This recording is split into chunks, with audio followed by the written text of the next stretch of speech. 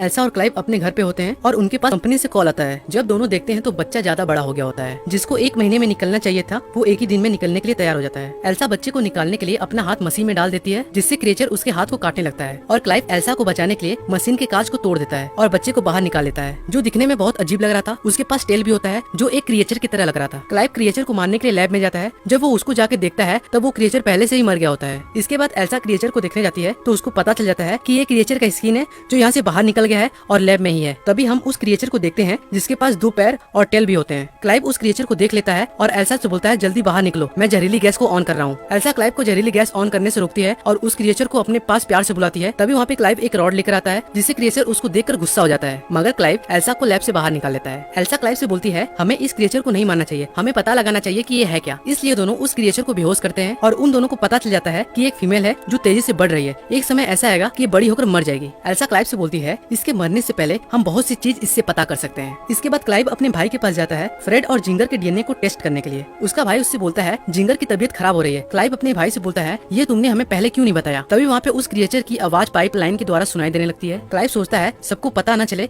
इसलिए वो रेडियो को चालू कर देता है। टाइम के साथ साथ ये क्रिएचर भी बड़ी होते ही जा रही थी और इसके हाथ पैर भी निकलने लगते हैं और इसका ब्रेन भी डेवलप होने लगता है। एल्सा इस क्रिएचर से अपने बच्चे की तरह प्यार करने लगती है और इसको खाना खाना, अलग अलग एक्टिविटी भी सिखाने लगती है। एल्सा इस क्रिएचर का नाम ड्रेन रखती है। फिर एल्सा इस क्रिएचर को ढेर सारा अल्फाबेट देती है और बोलती है अपना नाम लिखो। वो कंपनी का नाम लिख देती है नट, जो एल्सा के टी शर्ट पे लिखा हुआ होता है और एल्सा ये देख के बहुत खुश हो जाती है। तभी वहाँ पे क्लाइव आ जाता है जो एल्सा से बोलता है इस क्रिएचर को लैब में किसने लाया, अगर कोई इसको देख लेगा तो हम पकड़े जाएंगे। क्लाइव इस क्रिएचर को जानवर बोलता है। एल्सा क्लाइव से बोलती है इसको जानवर मत बोलो, इसका नाम ड्रेन है, क्योंकि धीरे धीरे इसका भी ब्रेन डेवलप हो रहा है जिससे ये चीजों को समझ रही है। तभी क्लाइव का भाई इन दोनों की बात सुन लेता है और लैब में आ जाता है और ड्रेन उसको पकड़ लेती है। उसको अपने टेल से मारने ही वाली होती है, तभी उसको एल्सा रोक लेती है और दोनों जॉर्ज को देखकर हैरान हो जाते हैं और उसके भाई को ड्रेन के बारे में पता चल जाता है और दोनों ड्रेन को छिपाने के लिए अंडरग्राउंड लैब में ले जाते हैं। एक दिन ड्रेन को बहुत ही ज्यादा बुखार आ जाता है। एल्सा उसके बुखार को ठीक करने के लिए बहुत कोशिश करती है पर उसका बुखार ठीक नहीं हो पाता। वहाँ पे क्लाइव भी होता है जो ड्रेन को इस हालत में देख के बाथ ट्यूब में डुबाने लगता है। एल्सा सोचती है वो ड्रेन को मार रहा है, पर क्लाइव जानता था कि ड्रेन के अंदर मछली का गुण है जिसकी वजह से इसको इतना प्रॉब्लम हुई और वो एल्सा से बोलता है अब ड्रेन पहले की तरह ठीक हो गई, अब डरने की कोई बात नहीं। लेकिन अब वो टाइम आ जाता है जहाँ पे दोनों को हाइब्रिड एनिमल की प्रेजेंटेशन देनी थी। जब दोनों उस क्रिएचर को दिखाने के लिए कंपनी के सामने लाते हैं तब दोनों क्रिएचर एक दूसरे से लड़ाई करने लगते हैं जिससे दोनों क्रिएचर की मौत हो जाती है और दोनों की एक्सपेरिमेंट फेल हो जाती है जिससे दोनों अपसेट हो जाते हैं। फिर दोनों पता करते हैं कि ये क्रिएचर एक दूसरे से लड़ाई क्यों करने लगे, तो उनको पता चल जाता है कि फीमेल क्रिएचर अपने जेंडर को चेंज करके मेल बन गया था, क्योंकि जिंगर में एक ऐसे एनिमल का डीएनए था जो खुद के जेंडर को चेंज कर सकता था। एल्सा क्लाइव को ये बात इसलिए पता नहीं चल पाता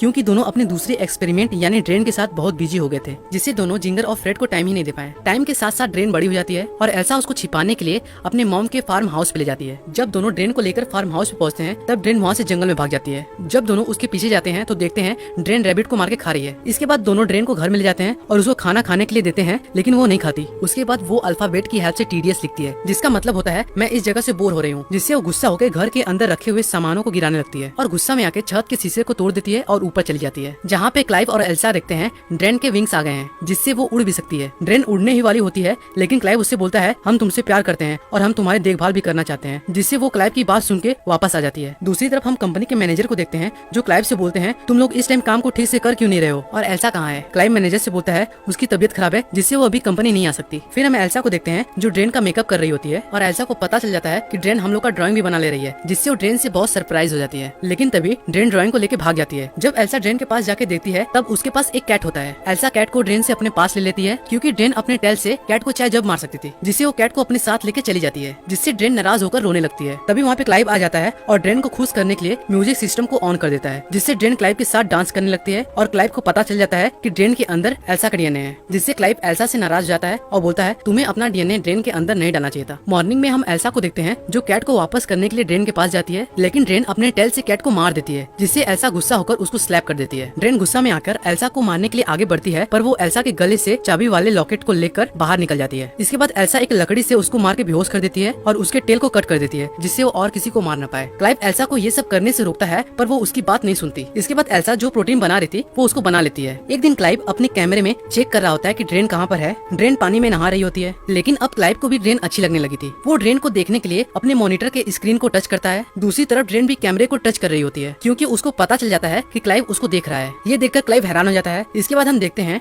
क्लाइव ड्रेन से मिलने के लिए फार्म हाउस पे जाता है और वो अकेले ही होता है, उसके साथ एल्सा नहीं होती है। क्लाइव ड्रेन को फार्म हाउस में खोजने लगता है, लेकिन तभी ड्रेन क्लाइव के पीछे आ जाती है और क्लाइव से बोलती है तुम मुझे मुझे अच्छे लगते हो, जिसपे क्लाइव भी अपनी फीलिंग को कंट्रोल नहीं कर पाता और वो ड्रेन के साथ इंटीमेट होने लगता है। लेकिन तभी वहाँ पे एल्सा आ जाती है और क्लाइव को ये सब करते हुए देख के वहाँ से चली जाती है, जिससे क्लाइव भी एल्सा को देख लेता है और उसके पास जाता है उससे माफी मांगने के लिए। और वो बोलता है मैं अपनी फीलिंग को कंट्रोल नहीं कर पाया, लेकिन एल्सा उसको माफ कर देती है और क्लाइव से बोलती है जो प्रोटीन हमें मेडिसिन बनाने के लिए चाहिए था मैंने उसको बना लिया, और प्रोटीन के लिए हमें ड्रेन को मारना पड़ेगा क्योंकि ड्रेन के अंदर बहुत ही ज्यादा प्रोटीन है। जब दोनों ड्रेन को मारने के लिए फार्म हाउस पे जाते हैं तो वो देखते हैं ड्रेन मरने वाली है। देखते देखते ड्रेन मर जाती है, क्योंकि हम जानते थे ड्रेन का लाइफ साइकिल बहुत ही छोटा है। जब ड्रेन मर जाती है तब दोनों उसको दफनाने के लिए जंगल में ले जाते हैं और उसको दफना देते हैं। तभी वहाँ पे क्लाइव का भाई जॉर्ज आ जाता है और उसके साथ कंपनी का मैनेजर भी होता है। क्लाइव का भाई बोलता है जो तुमने हम लोगों को प्रोटीन दिया है उसमें इंसान का डीएनए है, इसलिए हम उस क्रिएचर को देखना चाहते हैं कि वो कैसा दिखता है। क्लाइव अपने भाई से बोलता है हम उस क्रिएचर को दफन करके अपने घर ही जा रहे थे। तभी जंगल में किसी के चीखने की आवाज आती है। जब क्लाइव एल्सा ड्रेन को जहाँ पे दफन किए होते हैं वहाँ पे जाके देखते हैं तब वहाँ पे ड्रेन नहीं होती है और सब उसको छत पे देखते हैं जो खड़ी हुई होती है। इस बार वो ज्यादा पावरफुल होने के साथ साथ डेंजरस भी लग रही थी। अब उसके विंग्स भी अच्छी तरह से बाहर निकल गए थे। तभी वो क्रिएचर मैनेजर पर अटैक कर उनको मार देता है। ये सब देखने के दौरान क्लाइव को चोट लग जाती है और वो बेहोश हो जाता है। तभी वहाँ पे ड्रेन आ जाती है और एल्सा को पकड़ लेती है और उसके साथ इंटीमेट होने लगती है। दरअसल ड्रेन अपने जेंडर को चेंज कर ली होती है, यानी फीमेल से मेल बन गई होती है। लेकिन तभी क्लाइव एक लकड़ी से उसके बैक पर अटैक कर देता है, जिससे वो घायल हो जाता है। एल्सा उसको मारने के लिए आगे बढ़ी रही थी, तभी वो क्रिएचर क्लाइव को अपने टेल से मार देता है, जिससे क्लाइव वहीं पे मर जाता है और एल्सा उसके सिर को एक पत्थर से मार के फोड़ देती है, जिससे ड्रेन भी मर जाता है। तभी सीन चेंज होता है और हम कंपनी के बॉस को देखते हैं जो एल्सा से बोलती हैं हम आपके एक्सपेरिमेंट से बहुत खुश हैं, और वो एल्सा को इस एक्सपेरिमेंट के लिए बिग अमाउंट का चेक भी देती है, क्योंकि एल्सा के अंदर ड्रेन का बच्चा पल रहा होता है, जिससे कंपनी इस क्रिएचर से बहुत ही ज्यादा आगे बढ़ सकती है और ढेर सारी बीमारियों की मेडिसिन भी बना सकती है। दोस्तों इसी सीन से मूवी खत्म